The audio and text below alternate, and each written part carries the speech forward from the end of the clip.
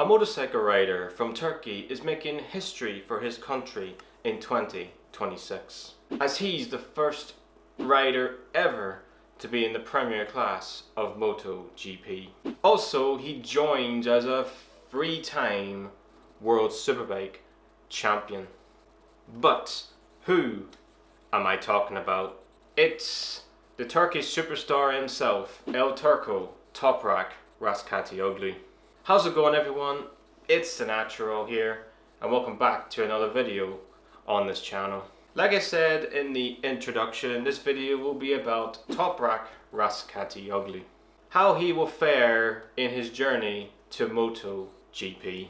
But before we start, for new fans or fans that have not followed Toprak Razgatlıoğlu's journey to MotoGP, let me give you a backstory to who he is and how he's got to the premier class, that is MotoGP. Toprak Razgatlıoğlu was born in 1996 in Alanya, Turkey. He was the son of legendary stunt rider Arif Razgatlıoğlu. His father was the biggest influence in Toprak's life, training him on dirt bikes from a younger age and teaching him extreme bike control that we see today in Toprak's riding style. In 2011, he moved from motocross to circuit road racing, winning the 2012 Turkish road race 600cc championship at 15 years old. Then in 2013 and 2014, he entered Red Bull Rookies Cup, finishing 10th in his first season and 6th in his second season, getting that first win at Sachsenring, Germany. After Rookies Cup, he entered the World Superbike paddock to take part in the European 600 Superstock Championship. He won his first race as a wildcard rider in 2014 at Manicourt, France. And a year later, in 2015, he won the championship. After a few years, he joins the World Superbike Championship. But just before he was about to enter it, tragedy struck him and everyone in Turkey, as Toprak's father, Arif, lost his life in a motorcycle accident in November in 2017. To this day, he still honors his father using the race number 7 that he uses in MotoGP and having the initials TAA. Toprak Razgatlıoğlu won his first World Superbike race in Manicourt, France in 2019. In 2020, he joined the factory Yamaha World Superbike team and won his first ever race with them at Phillip Island in 2020. Then, a year later, won his first World Superbike title and created history for the country of Turkey to be a World Superbike world champion from that country. In 2024, he made a big, bold move, leaving Yamaha to go to BMW, a team and a manufacturer that had never won the World Superbike Championship. And he did it in 2024 and in 2025, making him a three-time World Superbike champion. Before moving to the elite premier class of motorcycle racing, MotoGP. So that's Toprak Razgatlıoğlu's backstory as to how he's got to MotoGP. Now the question is, how will he do in MotoGP? Can he do something that's never been done in motorcycle racing before, being champions in both top classes of motorcycle racing? Well, before we say he can, let's look at the differences between Superbike and MotoGP that Toprak Razgatlıoğlu will need to learn and adapt to. The first thing for him to adapt is the schedule and calendar. MotoGP has a huge calendar with 22 rounds in 18 different countries across 5 different continents, along with a demanding schedule for any MotoGP rider with a lot of PR events, fan meet and greets, sponsor events, plus much more. While in Superbikes, it's a much more relaxed calendar with 12 rounds, and many of the rounds a month after each other. Second is the tyres. In World Superbikes, Toprak is used to Pirellis, while in MotoGP for the 2026 season, he will have to use Michelins. Now you just think tyres are just big black things that riders just use to race, when that is not the case.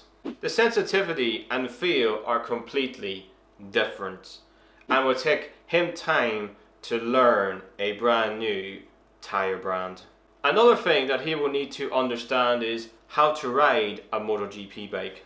As in World Superbikes, they are production bikes, so those bikes you can buy in any showroom or store, while the MotoGP bikes are purposely built for racing. With the advancements in braking, speed, aero, pretty much everything, these are the fastest and best bikes in this sport. Third is the circuits. Like I said before, MotoGP has 22 rounds, which means 22 different racetracks. Now what helps Toprak is some of the tracks he knows, as they have been on the World Superbike calendar. For most of them, he's never been to, so that's another thing that he will need to learn and adapt to. And last is his expectations. As a three-time World Superbike champion, many just think he will just go into MotoGP and get pole positions, podiums, and race wins, when that's just not possible for him and the Yamaha YZR M1 V4 bike. For Yamaha, this is a massive big project that they are doing right now, and they are far behind the rest of the manufacturer bikes. If you want to know more about Yamaha's V4 project that they are doing, then I highly click on this video as it explains everything. So for Toprak Razgatlıoğlu, his expectations are to be top Yamaha rider and obviously help develop this brand new YZR V4 M1 Yamaha bike. This 2026 season, we have seen Toprak Razgatlıoğlu be very competitive in MotoGP, getting his first points ever in the championship at Kota in the USA. But for 2026, it will be a season for him and Yamaha to learn and improve on from round to round. For 2027, it will be a different story, as the sport is going into a brand new era with the 850cc bikes, plus Pirelli is replacing Michelin to be the main tyre supplier. This will mean Toprak might have a competitive bike in the Yamaha 850, while also seeing his out-of-the-world unique riding style that we have been accustomed to. The question I asked before is, what can Toprak Razgatlıoğlu do in his MotoGP career? Can he win races, get podiums, get pole positions, and maybe win a MotoGP World Championship? The answer to that is yes, but not in 2026. He still has a lot to learn: the tyres, the bike, and a 22 round calendar, plus doing a demanding MotoGP schedule. But for 2027 and beyond, I do think he can win races, get podiums, get pole positions, and maybe win the championship. As I have seen his career from afar, battling at the front in World Superbikes in his rookie season in 2018. He's up there with the likes of Marc Marquez and Casey Stoner as one of the most naturally gifted, talented riders I have ever seen on a bike. My own thoughts, well, like I said, I do think Toprak Razgatlıoğlu will single-handedly be very competitive in MotoGP. We're already seeing that already, and a lot of people are sort of shocked by this. I'm not. He, for me, is incredibly talented, incredibly skillful on a motorcycle. But right now, for Toprak Razgatlıoğlu, he doesn't have the bike at this moment in time, as the Yamaha is a brand new bike, it's a brand new project with this V4, and right now, given how competitive MotoGP is right now with the Pirellis and the Ducatis, and you got the KTMs, and the Hondas are improving every single time. Yamaha are so just always catching sort of thing. So for Toprak, I think this is a good thing to have less expectations for this year, as if you go in with high expectations, that can sometimes be not a good thing. So for this year, for him, it's just a learning year. Learning the bike, learning the tires, learning the tracks, learning the schedule, learning everything. Being a MotoGP rider doesn't just mean just single-handedly sitting on a bike and riding. There's a lot of PR events you have to do. There's a lot of other things you have to do. It is very demanding.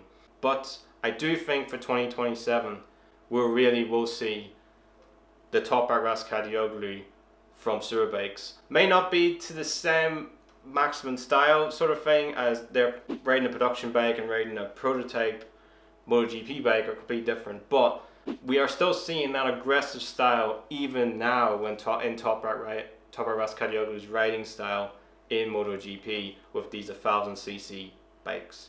But I do think 2026 will just be a learning season for him and for the manufacturer Yamaha to improve every single round.